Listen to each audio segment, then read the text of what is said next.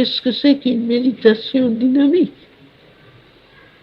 C'est une méditation qui a le pouvoir de transformer votre être. C'est une méditation qui est progressive. Ce n'est pas une méditation en contradiction avec une méditation statique qui est immobile et relativement inerte et qui ne change rien dans votre conscience ni dans votre manière d'être. Une méditation dynamique est une méditation de transformation.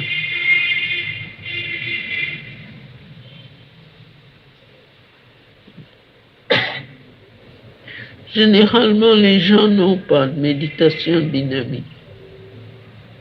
Quand ils entrent en méditation, ce qu'ils appellent méditation, ils entrent dans une espèce d'immobilité où rien ne bouge. Et ils en sortent exactement comme ils y sont entrés, sans aucun changement dans leur être, ni dans leur conscience. Et plus c'est immobile, plus ils sont heureux.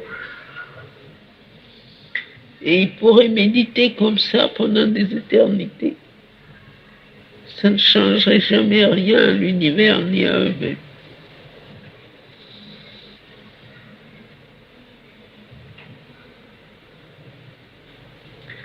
Alors c'est pour ça qu'ils parlent de méditation dynamique, qui est justement tout le contraire. C'est une méditation transformatrice. Est-ce que c'est fait?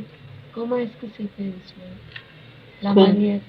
Comment? La manière de le faire, c'est différent, n'est-ce pas?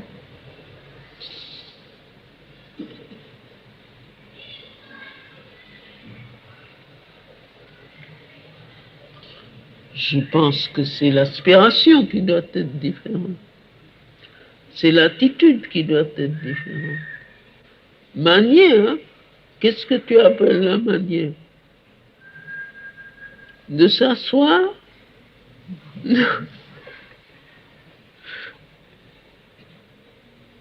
La manière intérieure.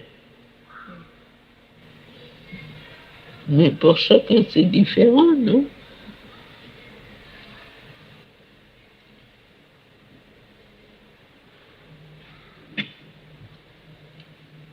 Je pense que ce qui est le plus important, c'est de savoir pourquoi on médite. Et que c'est ça qui donne la qualité d'un ordre ou d'un autre à la méditation.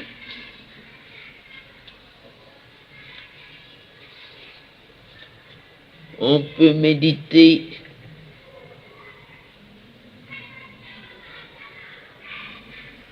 pour s'ouvrir à la force divine. On peut méditer pour rejeter la conscience ordinaire. On peut méditer pour entrer dans les profondeurs de son être. On peut méditer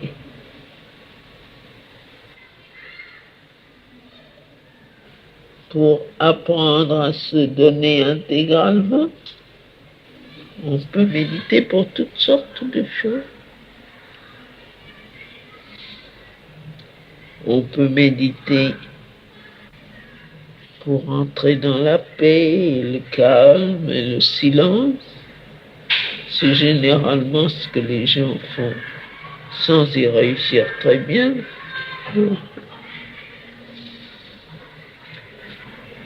Mais on peut méditer aussi pour recevoir la force de transformation, pour découvrir les points à transformer, pour se tracer le chemin du progrès. Et puis on peut aussi méditer pour des raisons très pratiques. Quand on a une difficulté à résoudre, une solution à trouver, qu'on veut être aidé dans une action quelconque, on peut méditer pour ça aussi. Je pense que chacun a son propre mode de méditation.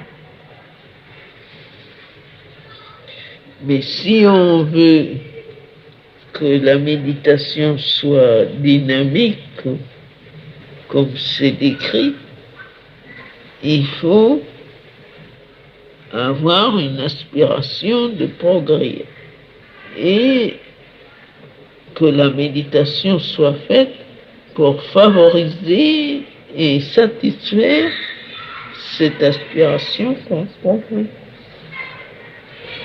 Alors ça devient dynamique.